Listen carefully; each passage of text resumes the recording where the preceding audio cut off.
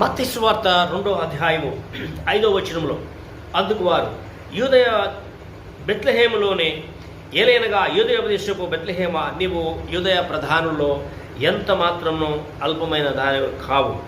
ఇజ్రాయేలును నా ప్రజలను పరిపాలించు అధిపతి నీలో నుండి వచ్చును అని సెలవిచ్చినాడు. Praise the lord. ఆయన బెత్లెహేములోనే ప్రత్యేకంగా పుట్టాలని ఆశ కలిగి ఉన్నాడు. ఆయన యూదా దేశంలోనే జన్మించాలని ఆశ కలిగి ఉన్నాడు. ఆయన మరి నశించిన వారి యొద్దకే వచ్చినాడు.